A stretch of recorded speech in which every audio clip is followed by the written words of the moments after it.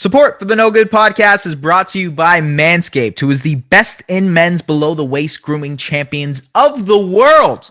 Manscaped offers precision-engineered tools for your family jewels. Manscaped just launched their 4th-generation trimmer, the Lawnmower 4.0. You heard that right. It is the 4.0, ladies and gentlemen.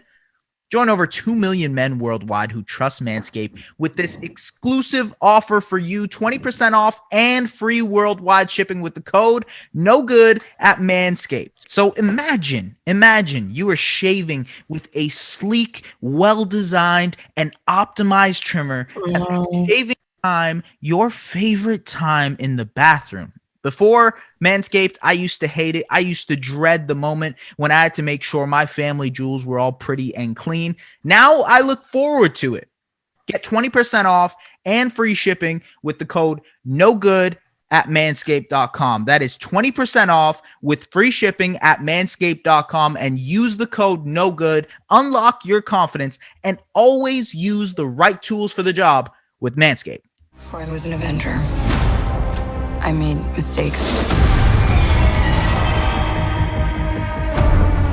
And a lot of enemies.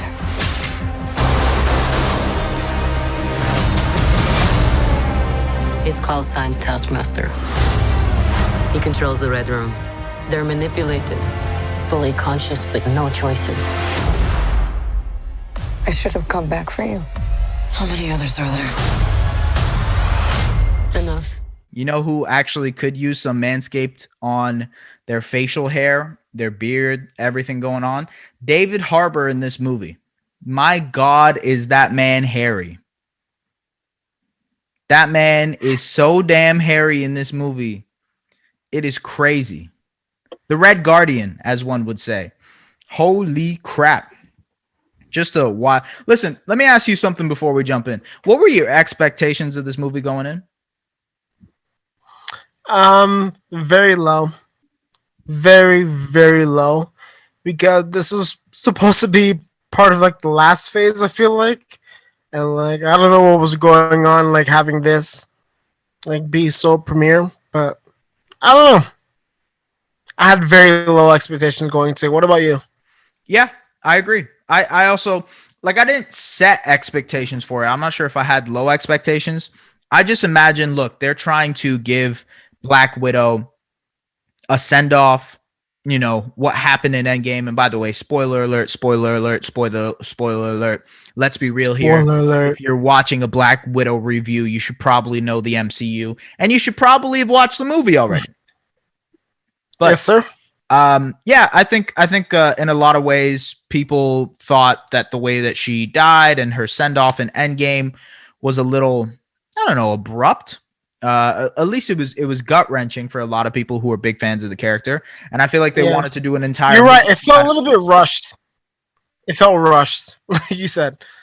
Like I know you said abrupt, but it felt a little bit rushed to me, man. Like I don't know. It felt like they could have spent more time on the whole family dynamic, and that would have been a better story. Oh no, like, no. I meant focus more. I meant her death in Endgame. So actually, my point was going to be So my point was going to be that the reason they made this movie was because her death in Endgame was so abrupt, so that they could develop and jump into the whole family thing. Which honestly, I'm going to be honest with you, I thought they did a great job of. Like I thought, you know, setting out the whole family experience in Ohio in 85 or 95 it was, with them as kids, and then realizing that it was all some kind of Russian spy experiment to get them to, you know, be into the Black Widow program. I thought that was all really cool, the way they laid it out. And for them to be kind of like a fake family, a make-believe family, man, that was cool. I love that. And the dynamic of family in this movie was riddled throughout the script. So it was awesome, man. Like you felt like Dominic Toretto should have been in the script somewhere. The way so much family was like implemented into it, man. Like it just nah, but I'll stop being sarcastic, man. But honestly, you hit the nail on the coffin. But after the first 45 minutes, you can't tell me It wasn't a different movie, man. The first 45 minutes compared to what you just described to me is the perfect movie.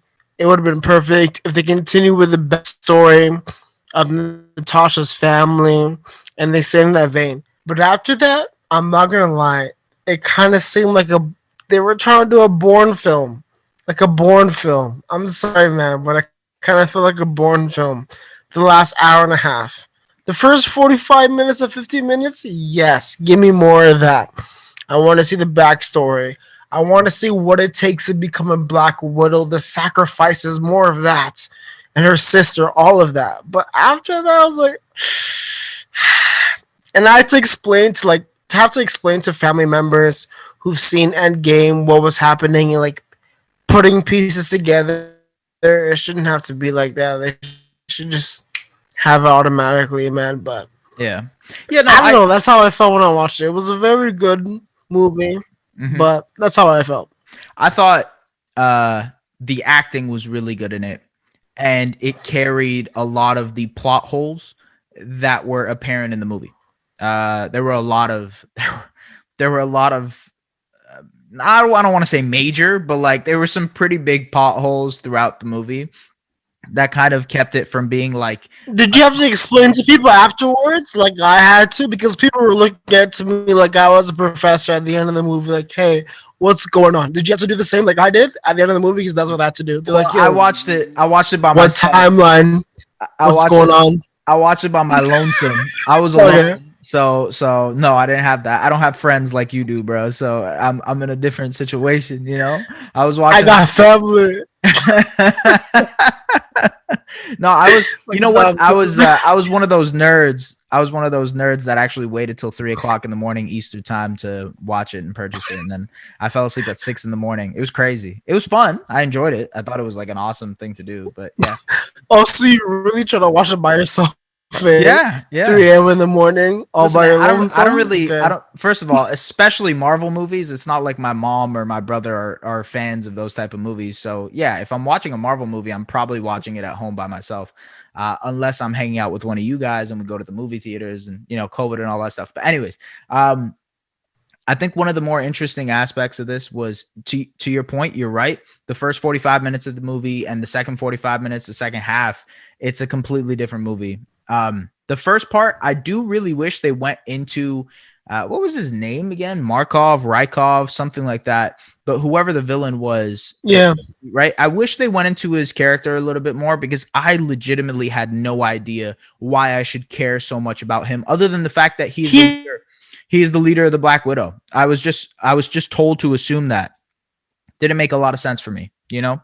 Listen, man, don't get it too attached to the main character and to the villains, uh, because you're gonna see the 15 minutes at the very beginning and maybe like the last 20 minutes at the very end.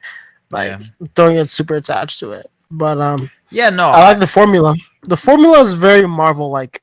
Formula is very Marvel like.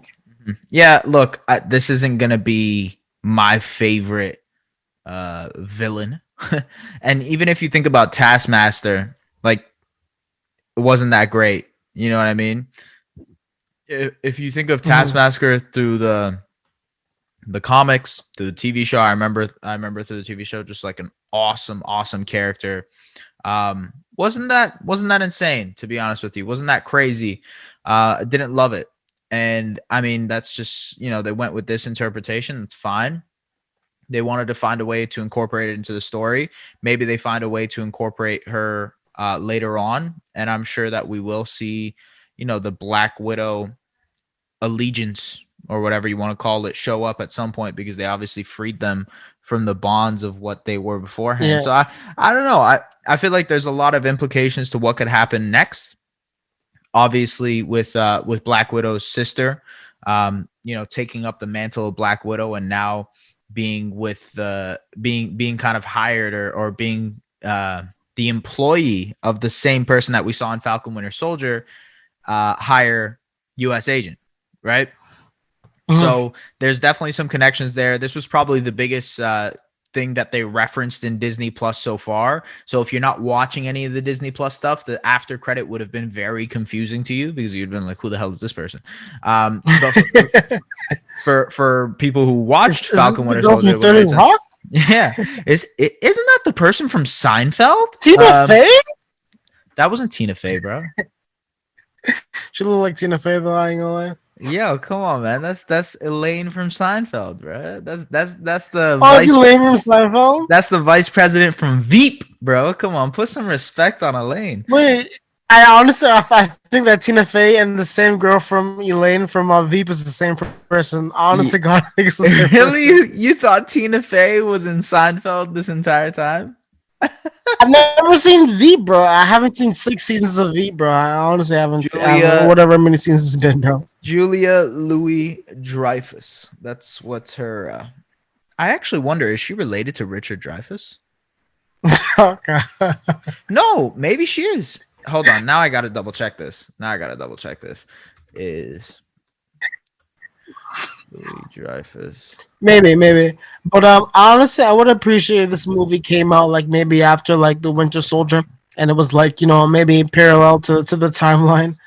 But Yeah. outside of that, it was good action. It wasn't a good storyline. I'm not gonna lie. Outside of the whole family dynamic, I wish they stuck to that. But outside of that, it was just like, okay, action here, action there, action here, action there, and I'm not complaining. Mhm. But outside of that, it was like, Yeah, I No, agree no, with you. I agree with you. And that's why, and I think we can get into it now. That's why I would rank it, you know, there's 25 Marvel movies now. There's been 25 movies if you include Far From Home and now this. If I had to rank it, I think it would be a top 10 to 15 Marvel movie. Pretty easily. okay. Yeah. I think I would easily put it as a top 10 to 15 movie. I think right off the bat, obviously, movies like Incredible Hulk, the 2 Thor movies, heck, even the 2 Iron Man movies, I think those are worse. Although I kind of have a soft spot for Iron Man 2, but that's another story. Yeah, I think those are worse. I think you could argue maybe, although I'm a big fan of Guardians of the Galaxy 2, I think you could argue maybe that was worse. You know, then you go into like, okay, did you like Doctor Strange? Did you like Captain Marvel? Did you enjoy those movies? You know, and I think that's where things get a little bit trickier because I don't know where you can rank those, right? So for me personally, I think I would go top 10 to 15 in terms of the Marvel movies. But like, man, to crack that tier in itself as like a standalone movie that is supposed to be you know, kind of finishing off the Black Widow saga, that's awesome. Right there, that is, they did a good job with this. And I mean, me and you both came down with low expectations. We watched this movie with low expectations or no expectations at all. And I think that kind of helped us, you know, not necessarily be disappointed by it. But I thought it was a good movie. I don't think there's a reason to hate on this movie necessarily. I remember when I was watching one of those breakdown videos for Marvel, for the Loki TV show. I think it was like episode 4, episode 5. And at the end, he's like, hey guys, I'll do a little bit of a spoiler-free Black Widow review. And in the spoiler-free Black Widow review, he was saying that he wasn't a big fan, of Black Widow. And I went into it with that in my head. So I was like, oh, is this going to be a bad movie? And then when I watched it, I was thoroughly pleased. I'm like, man, this guy's wrong. Maybe he's being a little bit too harsh on Black Widow. So I would absolutely rank it in the top 10 to 15 for myself. How about you, man? I wouldn't rank it in my top 10 to 15 just because of like the not even like the hierarchy, but like the story building. Like, you know, even if there was like okay movies, like some okay like Iron Man movies help build certain plot for other movies. You know what I mean? Yeah, So but it feels like that's in I don't know. hindsight, bro. Maybe because I was a kid growing up. You know what I mean? Maybe you can blame me, man. Growing up early 2000s, I've been cool. But this movie, it was nice, man. This was nice. Well, who was it? I was calling him John C. Riley, even though I know his name's not John C. Riley. The whole entire time I was watching with my family, everyone's like, "Dude, he's not John C. Riley." Doing the poor man's Russian accent. John C. Riley. Who the hell is that? John C. Riley. It wasn't John C. Riley. Oh. You talking about The guy David? Black Widow, You talking about David Harbour, man? The guy from Stranger Things? That's my boy, man. Come on, don't disrespect him like that. I thought he was dope. Speaking of, I hope that they somehow incorporate him into Captain America 4. I think they will. That's my guess in Yeah. things. I think because his obsession with Captain America, you know, I know, right? right? It would be The first thing Tasha's like, "Yo, did Captain America talk about me?" right, yeah. I think that would be incredible to incorporate into the new Captain America, especially with obviously Steve Rogers not there. So it'll be an interesting dynamic between the new Captain America in obviously Anthony Mackie and the Red Guardian. I would love for them to incorporate them, to be honest with you. And I know we're gonna see obviously. I'm missing her name, but the new Black Widow, which is Florence Pugh, yeah, Florence Pugh. She's going to be in the Hawkeye series that's going to be coming this year. So I'm hella excited for that. Hella excited for that. That should be a great series. I also don't think that this has any crazy implications for the future of the MCU. What I do think will have some crazy implications for the future of the MCU is tonight's Loki. That's going to have some crazy implications for the next the future of the MCU. It's going to be, oh man, it's going to be wild. I have no idea what to expect. It's going to finish off, and I think it's going to start this wave of a ripple effect is going to happen from this final episode of Loki, because we're going to have a season 2 of Loki. There absolutely is going to be a season 2 of Loki. And on top of that, we're getting Shang-Chi, we're getting What If, we're getting Eternals, we're getting a Hawkeye series, we're getting Spider-Man. That's 5 things this year that Marvel is promising to give us. There has to be some kind of connection. There's no way. They're not going to just jump into What If and be like, hey, what if Captain America was actually London, whatever. Miss Carter, Agent Carter, shout out to her. But come on, that's not going to happen. There's going to be some kind of stipulations. This Loki thing might actually impact what we see in What If. Nah, man, but to be honest, I'm gonna give it a decent review. It was pretty good in terms of like production value and like overall. Solid 6 to 7 out of 10 for a movie, man. Especially for Marvel, like 6, maybe 7 out of 10 for me. Just like the set pieces, production value, like it was decent enough. Decent. And the first 45 minutes carried it for me. So, yeah. What about you? Yeah, man, I'll give it a 7 out of 10 as well. Until next time, Mr. Boys and Logo Podcast. We'll see you soon. Yeah.